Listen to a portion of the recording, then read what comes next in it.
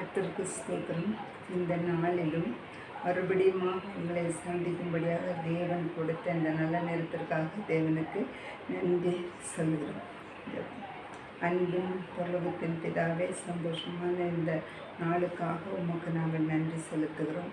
இந்த நாளிலும் நாங்கள் தியானிக்க போகிற வசனங்களை ஆண்டவர் எங்களுக்கு ஆசீர்வாதமாக்கி தரும்.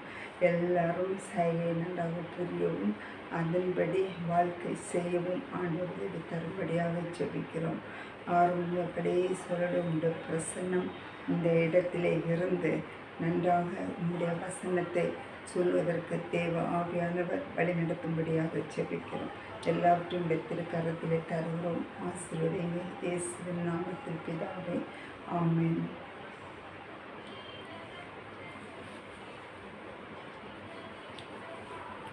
எல்லாரும் நன்றாக சுகமாக இருக்கிறது என்று கர்த்தருக்குள் நம்புகிறேன். சிறிது நன்றாக இருக்கிறேன். சரி, போன ஞாயிற்றுக்கிழமை இயேசு வீட்டிலிருந்தார் என்று சொல்லி நாம் படித்தோம். அதே நாள் மாலையில் இயேசு சீஷர்களை சந்திக்கும்படியாக போனார். ஏனென்றால் சீஷர்கள் பயந்து வீட்டுக்குள்ளே கதவை பூட்டிட்டு வந்து உட்காந்துருக்காங்க. அப்போ இயேசு திடீரென்று உள்ளே போய் உங்களுக்கு சமாதானம் என்று சொல்லி சொல்கிறார். அப்படி இயேசு பேசி கொண்டிருக்கும்போது 12 சீஷருக்குள்ள ஒருவன் இல்லை, மீதி 11க்குள்ளும் தோமா என்ற சீஷன் இல்லை, மீதி 10 சீஷர்கள் இருந்தார்கள். அப்போது இயேசு அந்த சீஷரிடத்தில் 2 கை ஆணியால் அடிக்கப்பட்ட இடத்தையும் விழாவையும் காட்டி கொடுக்கிறார். அப்போது இந்த சீஷர்கள் ரொம்ப சந்தோஷப்பட்டார்கள். மறுபடியும் இயேசு என்ன சொல்றார்? உங்களுக்கு சமாதானம். அர்த்தம் என்னது? பயம் வேண்டாம், சமாதானமாக இருங்கள், நான் கூட இருக்கிறேன் என்று சொல்லி சமாதான வார்த்தை சொல்லிவிட்டு இயேசு. அப்போது திருப்பி தோமா என்ற சீஷர் வீட்டிற்கு வந்த உடனே எல்லாரும் இயேசுவை நாங்கள் பார்த்தோம், இயேசு வீட்டுக்கு வந்தார், அவர் விழாவில் கையில் ஆணி துளைக்கப்பட்டது, விழாவில் குத்தப்பட்டது, எல்லாவற்றையும் எங்களுக்கு காட்டி கொடுத்தார் என்று சந்தோஷம் சொல்கிறார். உடனே தோமா சீஷன் என்ன சொன்னார்? அது நான் நம்ப மாட்டேன். ஏன்? கை நான் பார்க்க வேண்டும், விழாவில் குத்து நான் பார்க்க வேண்டும் என்று சொல்லி பேசிட்டு 8 நாளைக்கு அப்புறம் அடுத்த சண்டே அந்த சண்டே மறுபடியும் இயேசு சீஷர்கள் வீட்டுக்குள்ளே போகும்போது தோமா சீஷன் கூட இருந்து பார்த்தோம் 11 சீஷர்கள். அப்போது இயேசு தன்னுடைய கையில் ஆணி துளைக்கப்பட்டதும் விழாவில் குத்தப்பட்டதையும் காட்டி கொடுத்தார். அப்போது இயேசு 3ஆவது நாள் உயிரோடு எழுந்தேன் என்று சொன்ன அந்த வார்த்தை அதுக்கு தெரியும், ஆனால் இப்போது அதை விசுவாசிக்கிறார். அப்போ இயேசு பதில் தோமாவுக்கு சொன்னார், நீ பார்த்து நம்பின, இல்லை, பார்க்காமல் நீ விசுவாசிக்க வேண்டும். விசுவாசியாக இராதே, அவிசுவாசியாய் இராதே, விசுவாசமாயிரு. முன்னாலே தெரியும், சந்தேகம் ஏன்? சந்தேகம் இருக்கக்கூடாது, கட்டடத்தில் நன்றியாக இருக்க வேண்டும் என்று சொல்லி இயேசு நல்ல பாடம் சொல்லி செய்யும். நம்முடைய வாழ்க்கையில் அநேக நேரங்களில் நாம் சந்தேகப்படுவோம். இந்த வாழ்க்கையில் வெற்றி இருக்குமா? இந்த கஷ்டங்கள் தீருமா? ஜபம் உண்டு தெரியும், நான் வாழ்க்கை வெற்றி உண்டா? செய்யும். எக்ஸாம் எழுதுகிற பிள்ளைகள் என்ன யோசிப்பாங்க? நன்றாக படித்த நன்றாக இல்லை, ஆனால் நான் வெற்றி பெறுவேன்னா? தோல்வி தெரியல. சந்தேகம் வேண்டாம். இயேசு என்ன சொன்னார்? சந்தேகம் வேண்டாம், தேவனிடத்தில் விசுவாசமாக இரு. தேவனிடத்தில் விசுவாசமாக இருந்து ஜெபம் பண்ணு. இயேசு காரியத்தை வெற்றியாக கொடுப்பார்.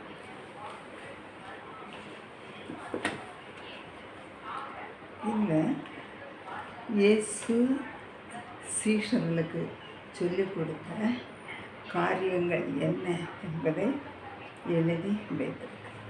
இதில் முதலாவது என்னென்னா, நம்ம இயேசு சீஷர்களை சந்திக்கிறார். இது யோவான் 20ஆம் அதிகாரம் 19 to 31 வரை. இந்த இயேசு தோமாவுக்கு சொன்னார், விசுவாசியாமல் விசுவாசித்து அவிசுவாசம் நல்லதில்லை, விசுவாசமாக இருக்க வேண்டும் என்று சொல்லி சீஷர்கள் பயந்து நடுங்கி இருக்கிறாங்க. இயேசு சமாதானம் கொடுக்கிறார்.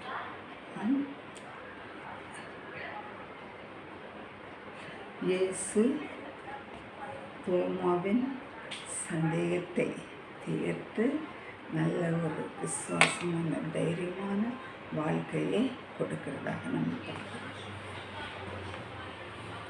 அப்போ இந்த அதிகாரத்துக்குள்ள இயேசு நல்ல காரியத்தை பெற்றுக் கொடுக்கிறார். குழப்பத்தோடு பயத்தோடு கவலை உள்ள சீஷர்களுக்கு சமாதானத்தை கொடுக்கிறார். ரெண்டாவது, நம்பிக்கை இல்லாமல் சந்தேகமாக இருந்த தோமா என்ற சீஷருக்கு இயேசு விசுவாசத்தை கற்றுக் கொடுக்கிறார், தைரியத்தை கற்றுக் கொடுக்கிறார். அவிசுவாசம் இருக்கக்கூடாது என்று சொல்லி, சந்தேகம் இருக்கக்கூடாது. வாழ்க்கை முன்னேற வேண்டுமானால் நமக்கு தேவன் மேல் நம்பிக்கை வேண்டும். அந்த சொந்த வாழ்க்கையில் எந்த காரியங்கள் செய்யும் போதும் ஜெபம் பண்ணிட்டு விசுவாசத்தோடு பண்ணும்போது இயேசு கூட இருந்து தடை எல்லாம் இன்னைக்கு பாதையை நன்றாக சிலையாக மாற்றி ஆசீர்வாதங்களை கொடுப்பார். அப்பொழுது நான் விசுவாசத்தோடு ஜெபித்த ஜபத்திற்கு வெற்றி கிடைக்கிறது. நம்முடைய இருதயம் ஆத்மா சந்தோஷப்படும். தோமாவின் வாழ்க்கையை நாம் பார்க்கும்போது, தோமா முதல்ல சந்தேகம் இருந்தது கரெக்ட். ஆனால் மறுபடியும் இயேசுவோடு அவர் இயேசு தெளிந்த அந்த காட்சி கண்டு தேவனிடத்தில் விசுவாசம் வைத்தார். அப்புறம் என்ன நடந்தது? தோமா இயேசுவை பற்றி சொல்லும்படியாக இந்தியா தேசத்திற்கு வந்து தமிழ்நாட்டில் அநேக இடங்களில் இயேசுவை பற்றி சொல்லிக் கொடுத்து ஆலயங்கள் கட்டினார் என்று சொல்லி பார்க்கிறோம். கன்னியாகுமரி மாவட்டத்திலும் ஆலயம் கட்டப்பட்டது. அங்கும் மக்கள் சேர்ந்து தேவனை ஆராதித்து மகிமைப்படுத்துகிறதை பார்க்கிறோம். சென்னை பட்டணத்தில் வந்து சுவிசேஷம் சொல்லிக் கொடுக்கும்போது, இயேசுவை பற்றி பேசும்போது விரோதிகள் பகைவர்கள் வந்து தோமாவை ஈட்டியால் குத்தி அவரை கொலை பண்ணப்பட்டார். அவரை கொலை செய்தார். இப்பொழுதும் அதுக்கு ஞாபகமாக சென்னையில் அவர் இறந்த இடத்துல ஆலயம் கட்டப்பட்டு இவ்வளோ ஜனங்கள் தினமும் வந்து பார்த்து அந்த ஆலயத்துக்குள்ளே போய் ஜெபம் பண்ணிட்டு போகிறாங்க. தேவனுடைய நோக்கம் தோமா இந்தியாவுக்கு வர வேண்டும், இயேசுவை பற்றி சொல்ல வேண்டும், ஃபேமஸான ஒரு மனிதனாக மாற்ற முடிந்தது.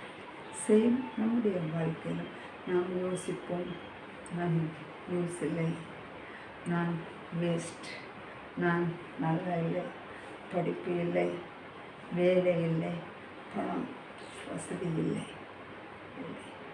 இயேசு என்ன சொல்ல, நீ இயேசுக்கு விசுவாசமாக இரு.